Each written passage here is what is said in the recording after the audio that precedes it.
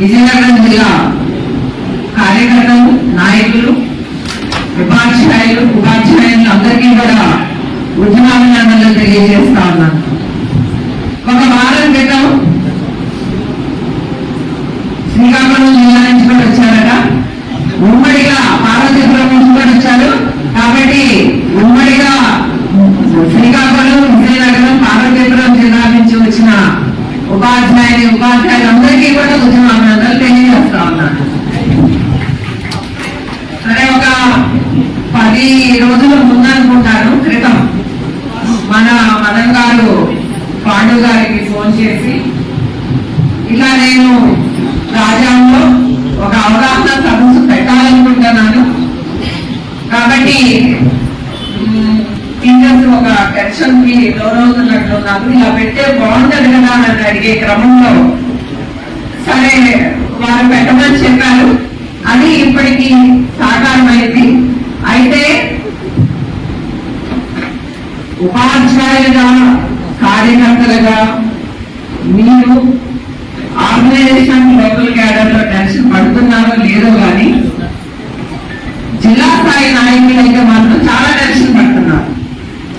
ఎందుకంటే క్యాంపెయిన్కి వెళ్తున్నారు, ఎటువంటి సమస్యలు వీటి మీద ఉపాధ్యాయులు అడుగుతారో అని మీరు ఎక్కువ టెన్షన్ పడి వీళ్ళు మన ముందు ఈ సదస్సు ద్వారా విషయాలు తెలుసుకుంటే ఫీల్డ్ లెవెల్లో వెళ్ళి సమాధానాలు చెప్పగలము అనుకుంటూ దానికి తోడుగా కార్యకర్తలను కూడా ఎడ్యుకేట్ చేస్తే ఆంధ్రప్రదేశ్ టీచర్స్ ఫెడరేషన్ కార్యకర్తలకి, మిగతా సంఘాల కార్యకర్తలకి మధ్య డిఫరెన్స్ ని వీళ్ళు తెలుసుకున్నట్లు అవుతారు కదండి. మన ఆర్గనైజేషనే ఇలా అవగాహన సదస్సుల్ని ఏర్పాటు చేస్తుంది. ఎందుకంటే ఖచ్చితంగా ఆంధ్రప్రదేశ్ టీచర్స్ ఫెడరేషన్ కార్యకర్తలకి ఫీల్డ్ లెవెల్లో మిగతా సంఘాల కార్యకర్తలకి మధ్య డిఫరెన్స్ ఉంటుంది. అవగాహనతో వెళ్ళాలి మనం ఏది వెళ్ళినా. మరి నాకు వేణుగోపాల్ గారు మొదటి ఒక ½ అన్ అవర్ మాట్లాడే క్రమంలో నాకైతే సీరియస్నెస్ ఏం కనిపించదు, మన వాళ్ళు టెన్షన్ పడుతున్నట్లుగా నాకేం అనిపించదు. చాలా ప్రశాంతంగా ఈజీగా ఇంకా జరిగేదేదో జరుగుతుంది. కాబట్టి మన పని మనం చేసుకుందాం అన్నట్టుగా ఒక పలకరింపులు, ఒక పండగ వాతావరణం. రాజం అంటేనే పండగ వాతావరణం అది నాకు తెలుసు. మరి ఆ పండగ వాతావరణంలో టెన్షన్ ని మర్చిపోయారా, లేకపోతే టెన్షన్ ని చెప్పుకోలేక మొహంలో చిరునవ్వులు చిందిస్తున్నారా, ఏదైనా అర్థం కాలేదు. అంటే దాన్ని బట్టి నేను అనుకున్నాను, వీళ్ళు మదన్ గారు టెన్షన్ పడినందుకు మన కార్యకర్తలు పక్కలేమో అనిపించింది దానికి.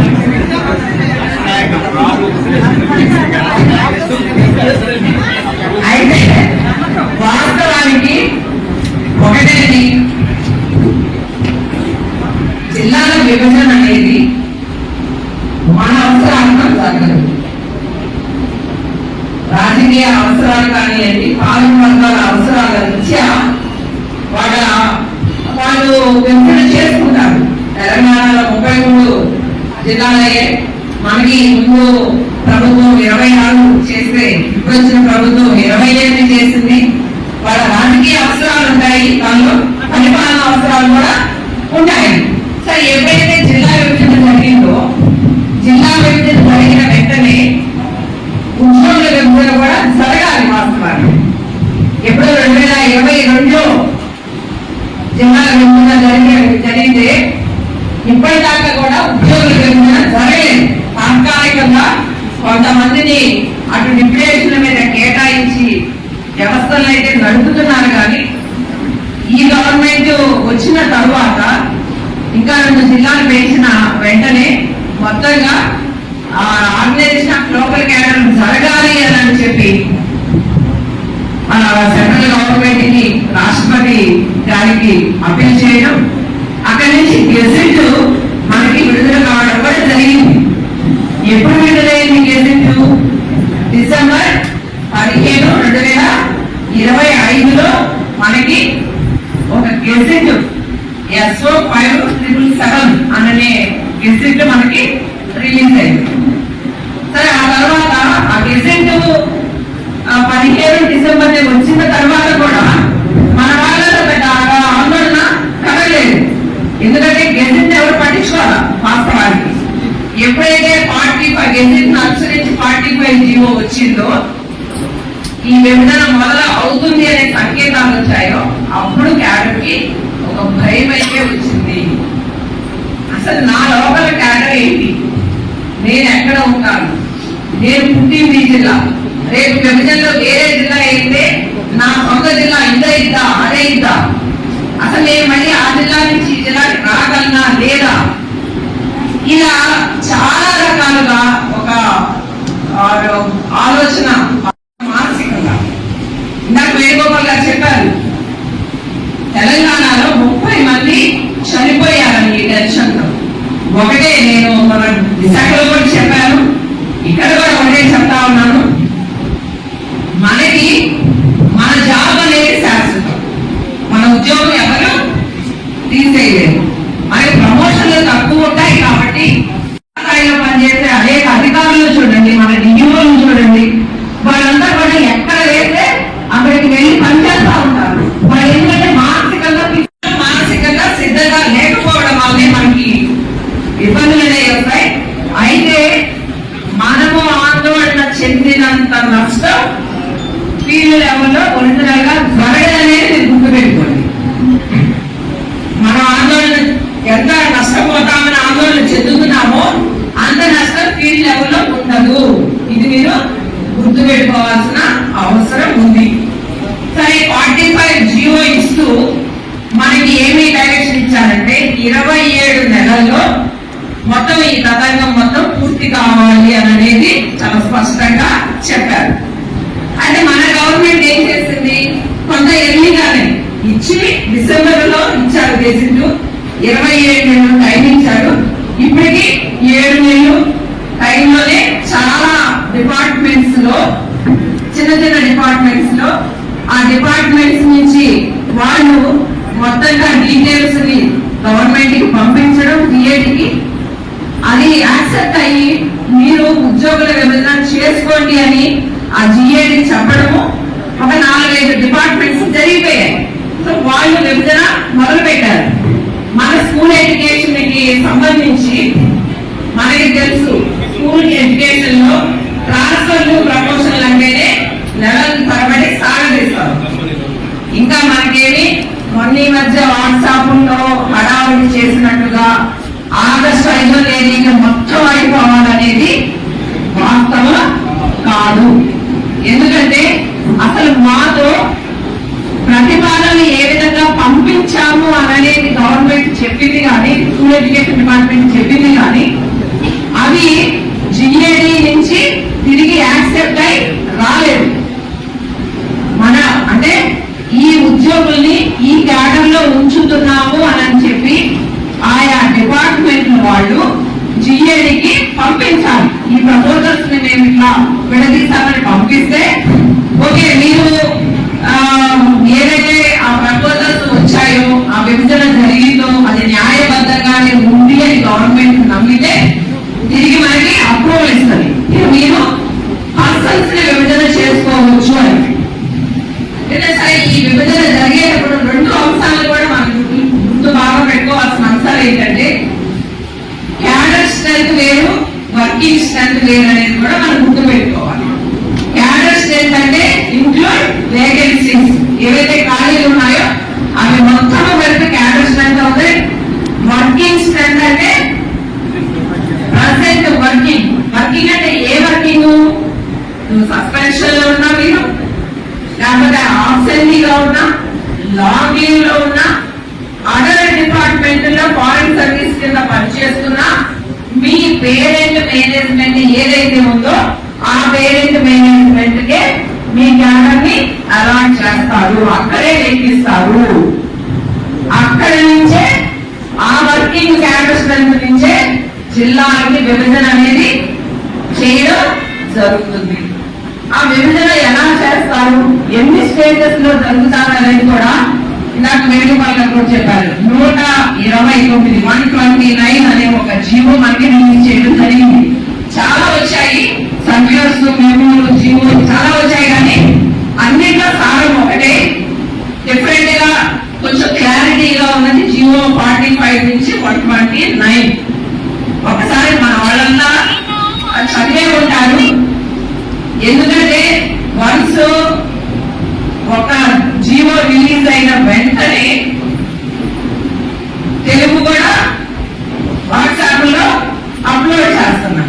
యాస్టీస్గా కాదండి, గూగుల్ ట్రాన్స్లేట్ ద్వారా వస్తుంది. దాంట్లో చాలా మార్పులు కూడా ఉన్నాయి. కాబట్టి మన కార్యకర్తలు, ఆంధ్రప్రదేశ్ టీచర్స్ ఫెడరేషన్ కార్యకర్తలుగా ఎక్కడ ఏ జీవోలు వస్తే ఆ వచ్చిన లాంగ్వేజ్ లోనే చదవడం, అర్థం చేసుకోవడం అలవాటు చేసుకోవడం. మనంతా ఇంగ్లీష్ మీడియం చెప్తున్నాం, ఎన్సీఆర్టీ సిలబస్ చెప్తున్నాం, ఇంగ్లీష్ మీడియం కదా చెప్తున్నాం. ఇంగ్లీష్ లో ఒక రకంగా ఉంటాయి, తెలుగు అనువదిస్తే ఒక రకంగా ఉంటాయి.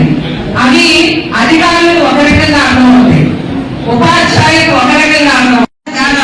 అంటే అందరి సంక్షిప్తంగా జీవోలు ఇచ్చే పరిస్థితి కూడా ఉంది. కాబట్టి 45, 129 జీవోల్ని స్టడీ చేయండి. తర్వాత ఆ స్టడీ చేసిన దానిలో మేము స్కూల్ ఎడ్యుకేషన్ ముందు ఏమి ప్రపోజల్స్ పెట్టామో వాళ్ళు ఇచ్చిన సమాధానాలు ఏంటి కూడా నేను ఇప్పుడు చెప్పే సందర్భంలో చెప్తాను. మొత్తం అయిపోయిన తర్వాత మీరు ఇంకా ఏమైనా డౌట్స్ ఉంటే కూడా మీరు అడగొచ్చు, దానికి కూడా సమాధానాలు ఇవ్వడం కూడా జరుగుతుంది. సరే, ఈ గెజెట్ లో 371B ఏదైతే ఉందో, సమాన విద్యా అవకాశాలు, సమాన ఉద్యోగ అవకాశాలని కల్పించడం కోసం తెలంగాణ, ఆంధ్ర ప్రత్యేక ఉద్యమాల తరువాత రాజ్యాంగ సవరణ చేసి 371B తీసుకొచ్చారు. దాని ఆధారంగానే ఇవాళ ఇచ్చిన గెజెట్ ఏదైతే డిసెంబర్ 15, 2025 గెజెట్ వచ్చిందో ఆ గెజెట్ లో దాని ఆధారంగానే ఇస్తున్నాము అని చెప్తూ, అప్పటిదాకా ఆర్గనైజేషన్ లోకల్ క్యాడర్ లో ఏదైతే అమలులో ఉందో 1975లో వచ్చిన జీవో, ఆ 674 అనే ఒక జీవో ఉంది, దాన్ని రద్దుపరుస్తున్నామని ఇమీడియట్ గా ఇప్పుడు ఈ గెజెట్ 45 జీవో అమల్లో వస్తుందని మన జిఏడి చాలా స్పష్టంగా చెప్పడం జరిగింది. సో అంతకుముందు 75లో మనం ఏ సర్వీస్ రూల్స్ కింద పనిచేసామో అవన్నీ రద్దుపరచబడతాయి. ఇప్పుడు కొత్తగా ఈ 45 జీవో ప్రకారం మన ఆర్గనైజేషన్ ఆఫ్ లోకల్ క్యాడర్స్ ని నిర్ణయిస్తారు. మరి నిర్ణయించే క్రమంలో ఇప్పుడేం జరుగుతుందంటే, వర్కింగ్ స్ట్రెంత్ కాకుండా మొత్తం క్యాడర్ స్ట్రెంత్ ని విభజన చేయడం ప్రారంభించారు. అంటే అలాకేషన్ ఆఫ్ పోస్ట్స్ అన్నమాట. ఓన్లీ పోస్టులు, ఈ జిల్లాకి ఇన్ని పోస్టులు, ఈ జిల్లాకి ఇన్ని పోస్టులు అని విభజన చేయడం ప్రారంభించారు. ఆ తర్వాత వర్కింగ్ చేస్తారు. చేసే క్రమంలో మనల్ని ఆప్షన్స్ అడుగుతారు. ఈ ఆప్షన్స్ ఇచ్చేటప్పుడు కూడా మనం చాలా జాగ్రత్తగా ఆప్షన్ ఇవ్వాల్సిన అవసరం ఉంది. ఎందుకంటే వన్స్ ఒకసారి ఆప్షన్ ఇస్తే అదే ఫైనల్. ఆప్షన్ ఇచ్చే క్రమం కూడా ఇక్కడ ఉన్న విజయనగరం, శ్రీకాకుళం వారికి, పార్వతీపురం ఈ 3 జిల్లాల వారికి ఇబ్బంది కలగకపోవచ్చు. కానీ ఏ క్రమంలో ఇవ్వాలి? ముందు మిగిలిన జిల్లాలో మిగిలిన భాగం ఏదైతే ఉందో దానికి మనం ఆప్షన్ ఫస్ట్ ఆప్షన్ గా ఇచ్చుకోవాలి. జిల్లాలో మిగిలిన భాగం అంటే శ్రీకాకుళం ఉంది, పార్వతీపురం వచ్చిన 4 మండలాలు, రాజా వచ్చిన 4 మండలాలు తీసేసి మిగతా ఏరియా ఏదైతే ఉందో దానికి ఆప్షన్ ఒకటి. రెండోది పార్వతీపురం కానీ విజయనగరం కానీ, ఈ 2 ఆప్షన్స్ లో 2, 3 పెట్టుకోవచ్చు. ప్రతి ఒక్కరు 1, 2, 3 ఆప్షన్స్ ని పెట్టుకోవాలి. ఈ ఫస్ట్ ఆప్షన్ లో మనం ఏదైతే పెట్టుకున్నామో అక్కడ ఆ ఏరియాకి, ఆ జిల్లాకి నిర్దేశించబడిన క్యాడర్ స్ట్రెంత్ లో మన నెంబర్ ఉంటే మనం అక్కడ ఉంటాం, లేకపోతే మన పక్క జిల్లాకి వెళ్తాం. మరి ఏ విధంగా ఈ క్యాడర్ మొత్తాన్ని ఇంప్లిమెంట్ చేస్తారంటే ఒక 4 అంశాలు వాళ్ళు పరిగణలోకి తీసుకున్నారు. ఏమేమి అంశాలు అవి?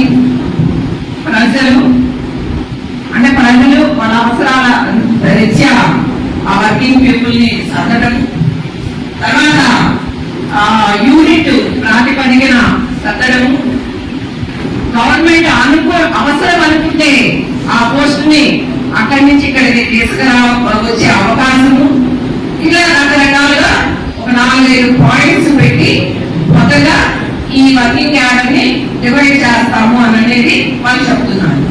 ఆ చెప్పే దానిలో రిజర్వేషన్ కూడా ఒకటి ఉంది, మనందరికీ తెలిసిన ఏంటి ఆ రిజర్వేషన్ అంటే, ముందుగా ఎస్సీ ఎస్టీ రిజర్వేషన్ ఉంది. ఎస్సీలో 1 గ్రూప్ 1కి 1 అని, 2కి 7.5 అని, 3కి 6.5 అని ఇలా ఉంది. తర్వాత ఎస్టీ రిజర్వేషన్ ఉంది. ఇవి కాకుండా మిగతా ప్రిఫరెన్షియల్ కేటగిరీలు ఉన్నాయి. మరి తెలిసిందే ప్రిఫరెన్షియల్ అంటే ఏమి దేని కింద వస్తారు, 70% అటు పిఎస్సీ ఉన్న వాళ్ళ దగ్గర వాళ్ళకి ప్రిఫరెన్షియల్ ఇస్తారనేది ఉంది. ఇక్కడ చాలా మందికి ఒక డౌట్ ఏంటంటే 40% ఉన్నప్పుడు ఉద్యోగాలు ఇచ్చారు అంటే జాబ్ ఇవ్వడానికి 40%, మరి ప్రిఫరెన్షియల్ కి 70% ఎందుకు కన్సిడర్ చేస్తున్నారు అనేది కూడా మన వాళ్ళు చాలా మంది అడిగారు. అయితే ఇచ్చిన గెజెట్ లో కూడా అదే కాకుండా మొన్న జరిగిన ట్రాన్స్ఫర్స్ లో కానీ మన ట్రాన్స్ఫర్ యాక్ట్ లో కానీ 70% ఎబోవ్ ఉన్న వాళ్ళకే ప్రిఫరెన్షియల్ గా ఇచ్చారు. ఆ క్రింద వాళ్ళకి పాయింట్స్ రూపంలో 5 పాయింట్స్ ఇవ్వడం కూడా జరిగిందనమాట. కాబట్టి 70 ఉద్యోగాల నియామకాలు వేరు. ఇక్కడ ఈ 45 జీవో కూడా నియామకాలకే వర్తిస్తుంది. అదేవిధంగా ఇప్పుడు విభజన కూడా వర్తిస్తుంది. ఆ నియామకాలు ఇచ్చేటప్పుడు కూడా ఏ విధంగా ఉంటాయనేది కూడా మీకు ఎక్స్ప్లెయిన్ చేస్తాను. సరే, ఈ ముందు మనకు ఉన్న వర్కింగ్ క్యాడర్ లో ఇది ఒక సమస్య మన ముందు వస్తుంది.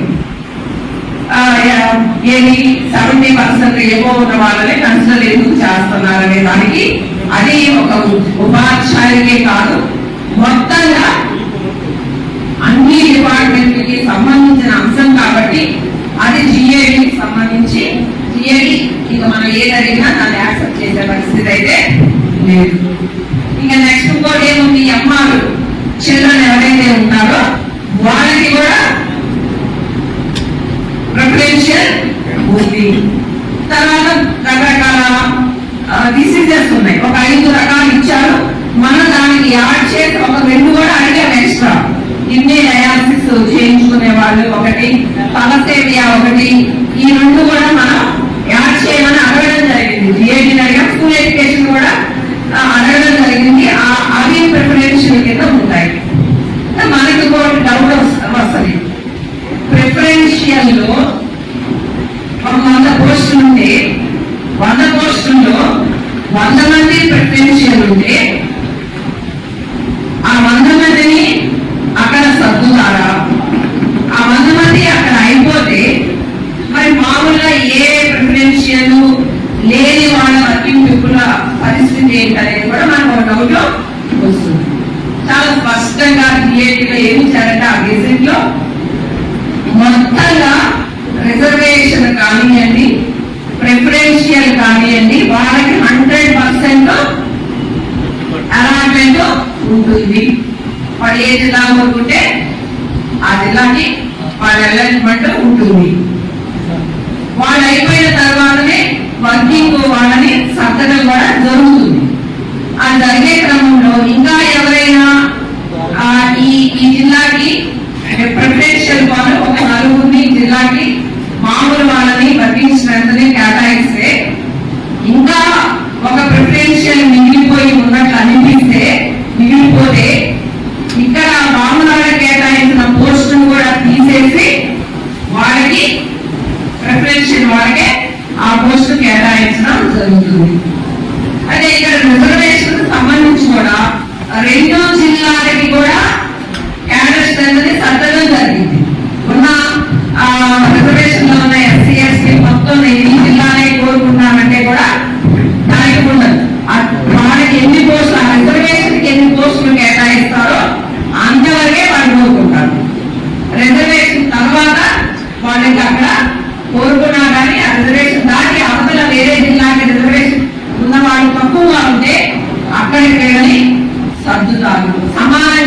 పోస్టులు అంటే జనాభా ప్రాతిపదిక, కానీ మనకి జనాభా ప్రాతిపదిక సర్దడానికి అవకాశం లేదు కాబట్టి స్కూల్ యూనిట్ ప్రాతిపదికన సర్దుతారు.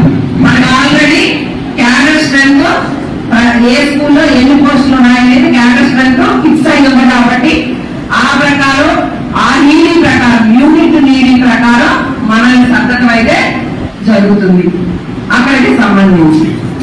సరే, ఇంకా మనకి జనరల్ గా మేము అడిగినవి కూడా చెప్తాను. స్పౌజ్ అనేది ఇప్పుడు చాలా మంది ఫీల్ అవుతున్నారు. వేణుగోపాల్ గారు కూడా చెప్పారు, 6 సంవత్సరాలుగా స్పౌజ్ 100-150 కిలోమీటర్ల దూరం వెళ్ళి పని చేయాల్సి వస్తుంది. ఈ జిల్లాకు వచ్చే పరిస్థితి లేదనేది కూడా తెలంగాణలో జరిగిందని చెప్పారు. ఇక్కడ కూడా ఆ విధంగానే జరగవచ్చు.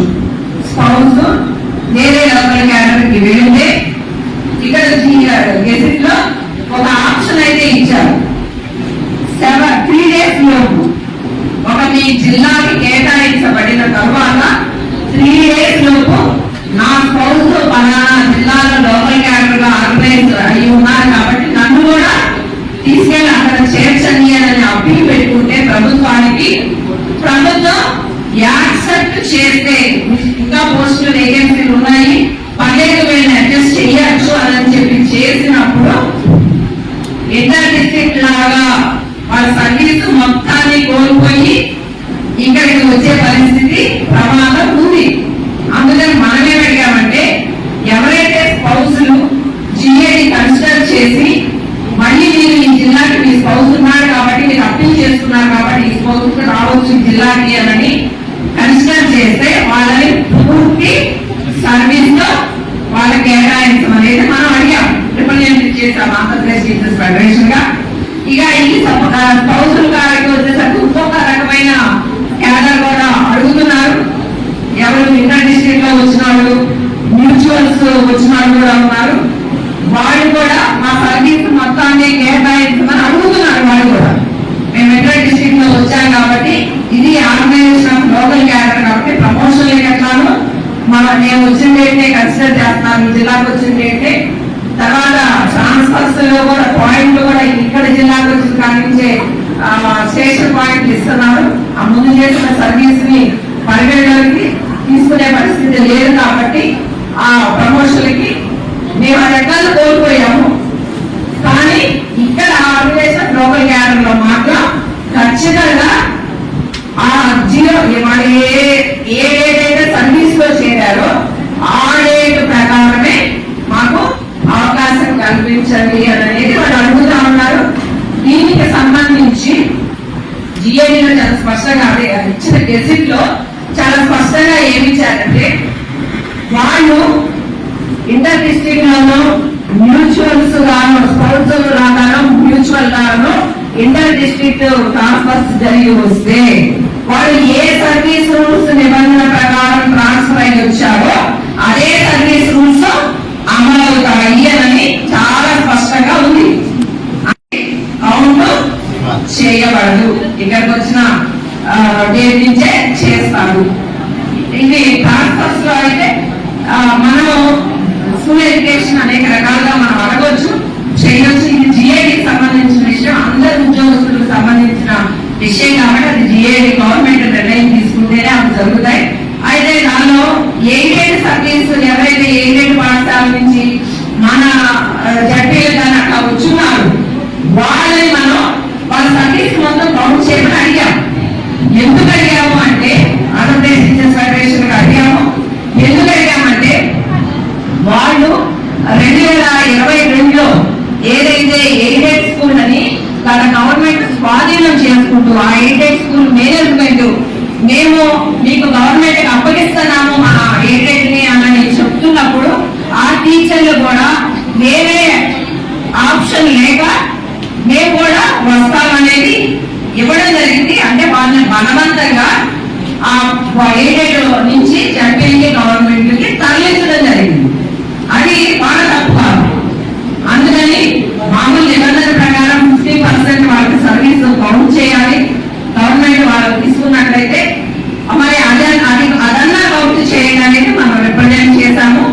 అది వాళ్ళు కోర్టు సందర్భం కూడా ఉంది, ఏమొస్తుందో మనకి తెలియని అంశం.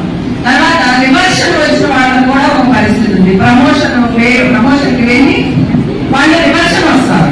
రివర్షన్ వచ్చిన తర్వాత ఏ రోజైతే ప్రమోషన్ వాళ్ళు తీసుకున్నారో ఆ డేట్ నుంచే వాళ్ళ సీనియారిటీ లెక్కించబడుతుంది. ఎస్జిటిగా తిరిగి వచ్చినా కానీ ఏ డేట్ అయితే రివర్షన్ వచ్చిన డేట్ నుంచి చేయరు, ఏ డేట్ అయితే ప్రమోషన్ తీసుకున్నారో ఆ డేట్ నుంచే వాళ్ళ సీనియారిటీ లెక్కించబడటం జరుగుతుంది.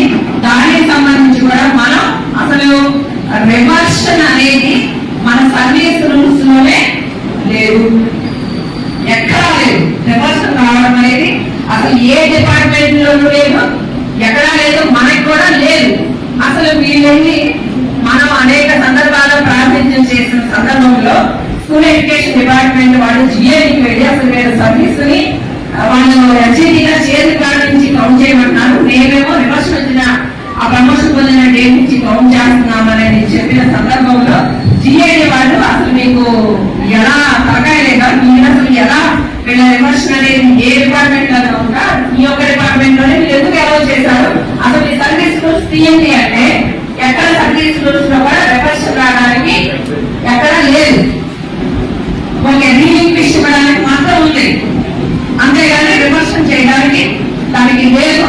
లేని దానికి మీరు చేస్తారు, అయిపోయింది, రివర్షన్ అయిపోయింది కాబట్టి మీరు ఖచ్చితంగా ఇవ్వాలి. మీరే కదా తప్పు, మీరు ఆప్షన్ లేదంటే మేము కాదు రివర్షన్ వచ్చారు కాబట్టి వాళ్ళని ఆ సర్వీస్ లో చేయండి కానీ తీసుకోవడం అనేది మనం రిప్రజెంట్ చేస్తాము. ఈ అంశం మీద కూడా కోర్టుకి వెళ్ళి ఉన్నారు.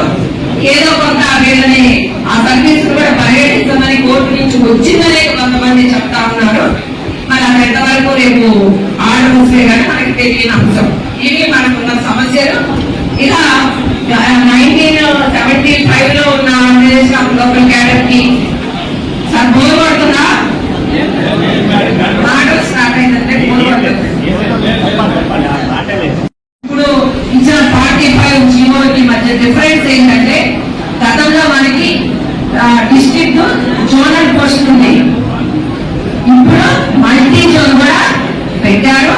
ఆ జోనల్ లో కూడా ఏఎస్ఆర్ జిల్లాని జోన్ 2 లో పెట్టడం జరిగింది. మనం ఇచ్చిన దాంట్లో మనం డిఏడికి స్కూల్ ఎడ్యుకేషన్ మీద ప్రొజెక్ట్ చేశాము. వాళ్ళు పెద్ద ఎత్తున ర్యాలీలు కూడా చేశారు అక్కడ ఉన్న ఏరియాలో. దానికి సంబంధించి సీఎం గారు జోన్ 1 లో ఏఎస్ఆర్ జిల్లాని చేరుస్తామన్నారు. అది కూడా మనం రిప్రజెంట్ చేయడం వల్ల కొంత ఉపయోగపడింది అనేది సీఎం నిర్ణయం తీసుకోవడం ఒక ఎత్తు అయితే, వాళ్ళ ర్యాలీ చేసి ఆందోళన చేయడం ఏజెన్సీ ప్రాంతం వాళ్ళు ఒక ఎత్తు అయితే, మన రిప్రజెంటేషన్ కూడా చాలా మనకి వచ్చి జోన్ 1 లో చేరింది. అయితే ఇక్కడ ఈ zone district zone multi zone అసలు ఏ విధంగా మన పోస్టులను డివైడ్ చేస్తారు జనరల్ గా మనందరికీ తెలుసు.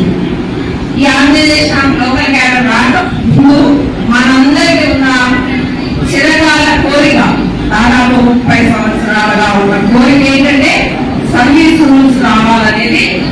కామన్ సర్వీస్ రూల్స్ ఎందుకు కామన్ సర్వీస్ రూల్స్ కావాలని మనం అనుకుంటున్నాం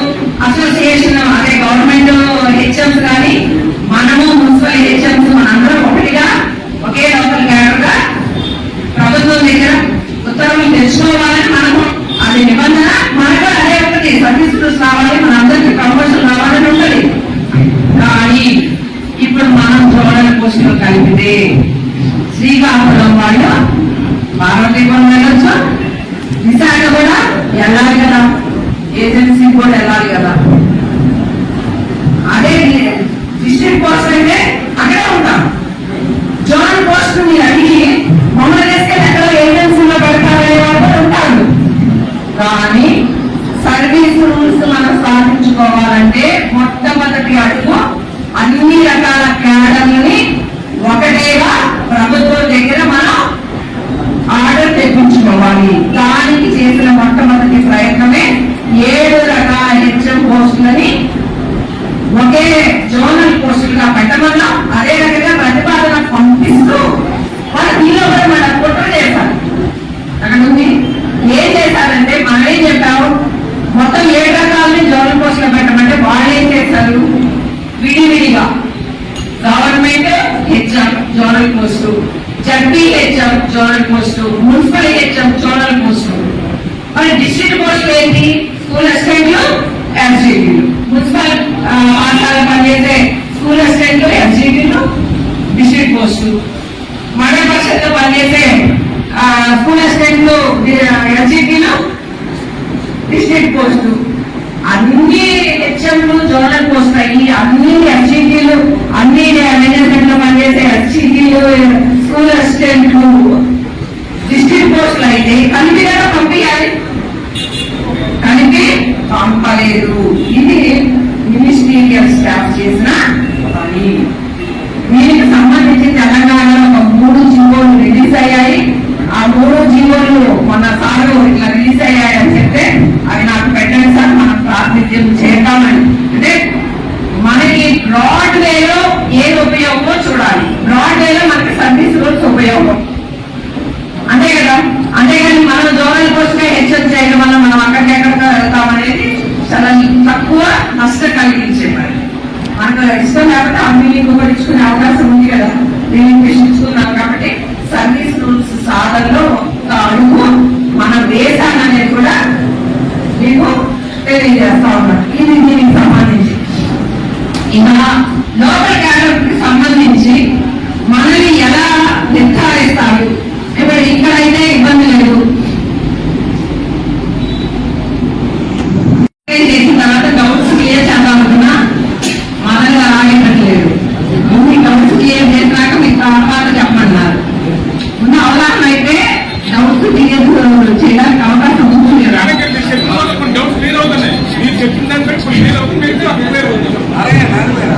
విభజన జరిగిన తర్వాత ఈ జిల్లాకి ఎలా ప్రాతిపదికన చేస్తారంటే ఇందాక చెప్పారు కదా యూనిట్ ప్రాతిపదికనని. అదేవిధంగా శ్రీకాకుళంలో 8 మండలాలు మిగిలిపోయాయి, 30 మండలాలు మిగిలాయి. ఆ 30 మండలాల్లో ఎన్ని యూనిట్స్ ఉన్నాయి, దానిలో ఎంత క్యాడర్ స్ట్రెంత్ శాంక్షన్ అయ్యింది, దానిలో వర్కింగ్ ఇయర్ ఎంతమంది ఉన్నారు ప్రజెంట్, దాన్ని ఒక క్రైటీరియా తీసుకుంటారు. 100 పోస్టుల్ని విభజించాల్సి వస్తే దాదాపు 70 పోస్టుల్ని శ్రీకాకుళానికి 4 మండలాలే అది పార్వతీపురానికి విజయనగరానికి వచ్చాయి కాబట్టి 15% వర్కింగ్ పీపుల్ ని సర్దుతారు. ముందెట్లానో క్యాడర్స్ సర్దడం అయిపోయింది. వర్కింగ్ పీపుల్ సర్దే క్రమంలో 70 శ్రీకాకుళం, 15 విజయనగరం, 15 పార్వతీపురం. ఇక్కడ ఇంకో డౌట్ కూడా వస్తుంది మీకు, ఈ 15లో మేమొచ్చి ఈ 4 మండలాలు విజయనగరంలో ఉన్న రాజాంగంలో ఉన్న 4 మండలాల్లోనే మాకు ప్లేసులు ఇస్తారా లేదా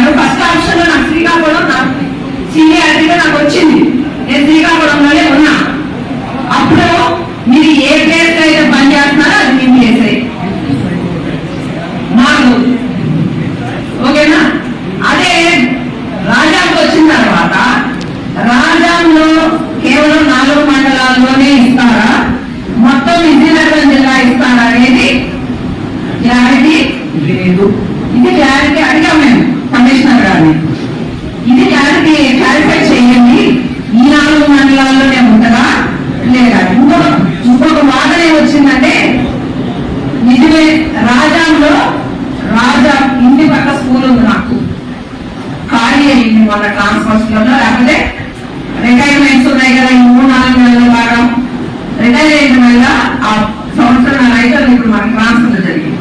సో ఆ రిటైర్మెంట్ వల్ల నా ఇంటి పక్క స్కూల్ ఖాళీ అయింది. ఇక్కడికి శ్రీకాకుళంలో జూనియర్ వచ్చి ఈ ప్లేస్ హార్ట్ కేర్ కదా ఇది ఆక్యుపై చేస్తారు. ఇది మరి నాకు సమంజసం అవుతుందా? అవదు కదా, అవదు కదా. సో సీనియర్ నా సీనియారిటీ ఉంది కదా, నాకు వచ్చేది కదా మంచి ప్లేస్. ఈ వాదన ఒకటి వచ్చింది, అందుకని మనం క్లారిటీ అడిగాం. ఇంకా ఏమి ప్రతిపాదన పెట్టామంటే మీరు ఇప్పుడు రాజా వారంతా నాకు పర్లేదు కానీ ఇచ్చినా పర్లేదు కానీ మనం బ్రాడ్ వే, అందుకే చెప్తున్నా బ్రాడ్ వే మీ రాజాకి మీకే రావచ్చు. మనం బ్రాడ్ వే ఏం చెప్పామంటే ఆ జిల్లాలో పనిచేసే సీనియర్స్ చాలా మంది ఉంటారు, బయట జిల్లా నుంచి వచ్చే వాళ్ళు జూనియర్సే కదా, ఖచ్చితంగా ఆ జిల్లా వదిలి వచ్చారంటే జూనియర్సే కదా. కాబట్టి మొత్తానికి కలిపి 2 years మినిమం సర్వీస్ కూడా ఉండాలి కదా, దాని ప్రకారం కౌన్సిలింగ్ పెట్టండి అనేది మనం అడిగాం. కౌన్సిలింగ్ ఆ కౌన్సిలింగ్ పెట్టేయడం పెడితే ఈ రాజ్యాంగంలోకే ఆ 15% ఉండవు. వాళ్ళు ఎక్కడైనా కోరుకోవచ్చు, ఆ జిల్లాలో ఎక్కడైనా రాజ్యాంగం ఏరియా కోరుకోవచ్చు, లేదా ఆ జిల్లాలో ఎక్కడైనా తనకు అవకాశం ఉన్న ప్లేసు కోరుకోవచ్చు. ఒకవేళ అలా అధిక డెసిషన్ తీసుకోవాలి గవర్నమెంట్. ఒకవేళ అలా లేకుండా ముందు ఈ ఖాళీలో లేదా నింపుదామంటే రాజాకి 15% కేటాయింపులు ఏవైతే జరిగాయో ఆ 15%కే కౌన్సిలింగ్ పెట్టి ఆ ఏరియా అంటే వాళ్ళని నింపుతారు. ఇది అనేది ఇంకా మనం అడుగున్నాము, గవర్నమెంట్ నుంచి క్లారిటీ అయితే రాలేదు. అంటే చాలా జిల్లాల నుంచి మనకు ఆ ప్రతిపాదన వస్తుంది. మీకు ఎట్లా చేశారు? సేమ్ ఇష్యూ తెలంగాణలో వచ్చినప్పుడు ఓడిసి మీ రాజాము లేదా మీ విజయనగరము మీ శ్రీకాకుళం గారు ఇప్పుడు కొత్త పడ్డావు, నువ్వు ఆ జిల్లా మొత్తానికి ఉద్యోగి, అంతేగాని మీ 4 మండలాలకు కాదు లేదా మీ 4 ఆఫీసులకు కాదు. కాబట్టి you will be allocated any of the school in the new district. కాబట్టి ఏమైంది ఇక్కడ మేడం చెప్పినట్టు ఆ 4 మండలాలకు ఏమి అంటే 4 మండలాలకు separate district one of the newly formed district. కాబట్టి ఆ జిల్లా అట్లా ఎక్కడో కూడినటువంటి ఒక ఉద్యోగి హైదరాబాద్ బార్డర్ కావచ్చు. ఎందుకంటే మేడం చెప్పినట్టు పక్కనే రాజా పక్కనే ఉండేటువంటి స్కూల్ ఖాళీ ఉంది, కన్వీనియంట్. ఆ 15 మందికి ఎవరైతే అలాట్ చేయబడ్డారో కొత్తగా వచ్చారో వాళ్ళు ఆప్షన్ ఇచ్చి వచ్చేటువంటి అవకాశం జరిగిందో ఆంధ్రప్రదేశ్ ఇండియన్ ఫెడరేషన్ లో మనం అదే రిప్రజెంట్ చేసాం. జనరల్ గా ఆ జిల్లాకి కేటాయించబడతారు కాబట్టి కౌన్సిలింగ్ అంటే సీనియారిటీ ప్రకారం అలాట్ అవుతారు అన్నది ఒకటి. ఇందాక సార్వట్ చెప్పాలి, తెలంగాణలో 3170 ఏదైతే ఉందో ఇక్కడ 1290 కూడా సేమ్ అంటే ఎలా అంటే మాకు స్కూల్ ఎడ్యుకేషన్ లో డిస్ప్లే చూపిస్తున్నాను. ఏ పోస్టులు ఎవరికి కేటాయించిన స్కూల్ అసిస్టెంట్, ఎఫ్సిటీలు, డిస్ట్రిక్ట్ పోస్టులను, హెచ్ఎంసీ జోనల్ పోస్టులు ఇక్కడ చూపిస్తా ఉన్నాను. చూపించే క్రమంలో పైన ఎయిటింగ్ చూస్తాను, నేనే చూస్తాను. ఆ తెలంగాణ ఉంది ఏ సార్ మరి కాపీ కొడితే కొట్టారు. ఆ తెలంగాణ ఆంధ్రప్రదేశ్ అన్న పెట్టమని అడిగాము, వాళ్ళు నవ్వుకొని అది డిలీట్ చేశారు. అంటే కాపీ టు పేస్ట్, అక్కడ ఏం జరిగిందో మన మెసేజ్ మొత్తం అదే విధంగా పడింది. కాబట్టి నాకు అన్యాయం జరిగింది, నాకు ఇది రాకూడదు. ఆల్రెడీ కేటాయింపు అయిపోయిన తర్వాత నాకు ఈ జిల్లా రాకూడదు, నేను ఆ జిల్లాకి వెళ్ళాలి అని భావిస్తే, నీకు అన్యాయం జరిగిందని భావిస్తే నేను గవర్నమెంట్కి అప్పీల్ చేసుకోవడానికి ఉంది. స్పౌజ్ అయితే 3 days కదా, వీళ్ళకి 60 days టైం ఇచ్చాం. ఏదైనా మనకి మామూలుగా ఈ 7 days లోపల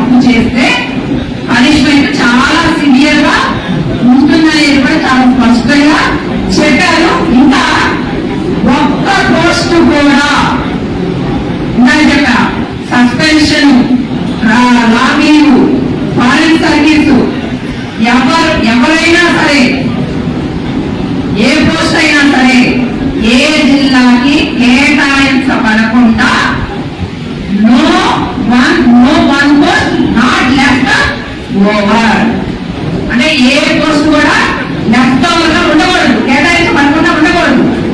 ఖచ్చితంగా ఏదో ఒక జిల్లాకు ఆ పోస్టు కేటాయించబడి ఉండాలనేది కూడా చాలా స్పష్టంగా చెప్పడం కూడా జరిగింది. ఇది సరే కమిటీలు మొత్తంగా 3 రకాల 3 టైప్ కమిటీ అని ఒకటి ఏర్పాటు చేశారు. ఒకటి district level committee, implementation level committee కూడా ఉంటుంది. డిస్ట్రిక్ట్ లెవెల్ కమిటీలో కలెక్టర్ గారు ఉంటారు. ఇవన్నీ మీరు చూశారు, ఇదంతా మీరు 129 జీవో చూసే ఉంటారు. సో ఈ 3 కమిటీలో మొత్తంగా ఇంప్లిమెంటేషన్ కి సంబంధించి ప్రతిపాదనలు, విభజనకి సంబంధించిన ప్రతిపాదనలు కూడా ఇవ్వడం జరుగుతుంది. మధ్యలో నేను మిస్ అయ్యా, చెప్పడానికి మర్చిపోయాను. మళ్ళీ వచ్చినప్పుడు గుర్తొచ్చినప్పుడు చెప్తాను.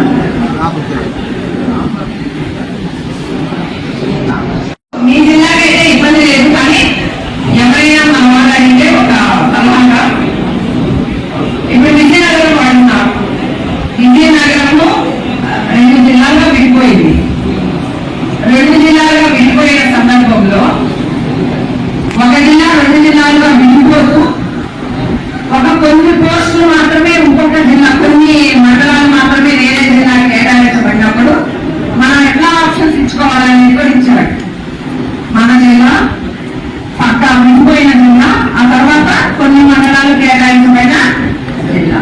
సరే, ఇప్పుడు నేను శ్రీకాకుళంలో పుట్టాను. మరి నేను రాజా మీకు రావడం వల్ల విజయనగరానికి వస్తా. ఇప్పుడు నా లోకల్ క్యాడర్ ఏంటి? అసలు మా పిల్లలు ఏది లోకల్గా వస్తుంది? విజయనగరం వస్తుందా, శ్రీకాకుళం వస్తా? అసలు నేను ఏ లోకల్కి సంబంధించి అవుతాను? మొత్తం ఉమ్మడి జిల్లా ఏదైతే ఉందో ఆ ఉమ్మడి జిల్లాలో ఏ మండలంలో పుట్టినా మీకు ఆ ఉమ్మడి జిల్లా లోకల్. వన్స్ మీకు కేటాయింపు అయిపోయిన తర్వాత, లైక్ ఎట్లా అంటే ఇప్పుడు మన జిల్లాలో బిఎస్సి ఎగ్జామ్ రాసి 4 లోకల్ వస్తారు కదా. 4 లోకల్ వచ్చిన తర్వాత ఉంటారా చేయొద్దున్నారు, మీరు ఈ జిల్లా క్యాడర్ కానీ ఇక్కడే లోకల్ క్యాడర్ గా పరిగణించబడ్డారు. అంతే కదా, 4 లోకల్ అయినా ఈ జిల్లా లోకల్ గానే పరిగణించబడ్డారు, ఈ జిల్లా క్యాడర్ లోనే ఉంటారు. మరి అలాంటప్పుడు ఎక్కడైతే ఈ జిల్లాలో పుట్టి నేను వేరే జిల్లా కేటాయించబడినప్పుడు నాకు శ్రీకాకుళం కాబట్టి నేను శ్రీకాకుళమే లోకల్ పెట్టుకున్నానంటే కుదరదు. మీరు విజయనగరానికి లోకల్ క్యాడర్ అవుతారు. విభజించబడిన ఏ జిల్లా అయితే ఆ జిల్లాకే మీ లోకల్ క్యాడర్ నిర్ధారించబడితే వన్స్ మీరు ఈ జిల్లా కేటాయించబడడానికి వెంటే మీ లోకల్. మరి ఆ నిబంధనలు చాలా ఇచ్చాడు కదా జీవోలు. ఏమిచ్చాడు? 7th క్లాసు అర్హతగా ఏదైనా ఉద్యోగం ఇచ్చేటట్లయితే ఆ 7th క్లాస్ కింద 4 సంవత్సరాల వరుసగా ఆ 7th క్లాస్ సర్టిఫికేట్ పొందిన డేట్ ఆనుకొని ఉన్న 4 సంవత్సరాలు ఎక్కడ జరిగితే అది మన లోపల అయింది. అవి రిక్రూట్మెంట్ కు మాత్రమే. అర్థమవుతుంది కదా. ఇప్పుడు మనకు అవేమి వర్తించవు. నేను పలాస్లో చదివాను కాబట్టి నా లోపల శ్రీకాకుళమే అన్నా కూడా వర్తించదు. ఇంకా ఈ ఇంప్లిమెంటేషన్ లో అంటే రిక్రూట్మెంట్ లో కూడా ఏం చెప్పారంటే మనకి మామూలుగా 80% రిజర్వేషన్ ఉంది మన ఉద్యోగాలకు, 20% నాన్ లోకల్ ఉంది. ఇక్కడ స్పష్టంగా ఇక్కడి నుంచి జరగబోయే ఏ రిక్రూట్మెంట్ కూడా 95% లోకల్, ఒక 5% మాత్రమే మన లోకల్. ఒక్క పోస్టే ఉంది.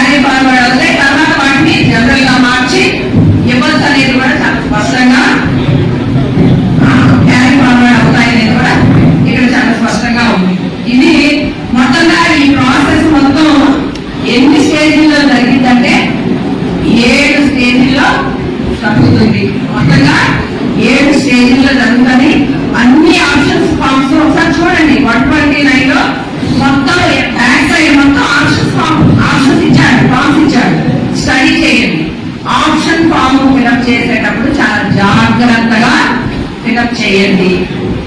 మనవాళ్ళు ఎలా ఉంటారంటే క్విజ్ లో చాలా డౌట్స్ వస్తున్నాయని బోర్డు మంది ఫోన్ చేయాలి.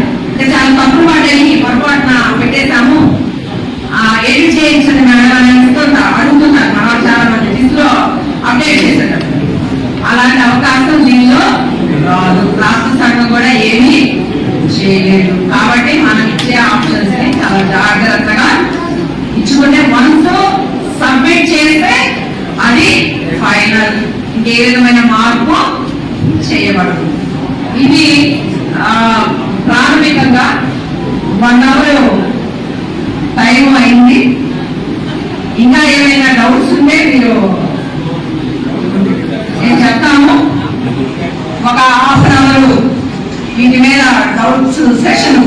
ఇప్పుడు నేను చెప్పిన దానిలో మీ విభజనలో ఇంకా ఏమైనా ఉన్నాయేమో పేపర్ మీద లేకపోతే మైక్ ద్వారా అడగండి, వాటికి సంబంధించి ఇస్తాము.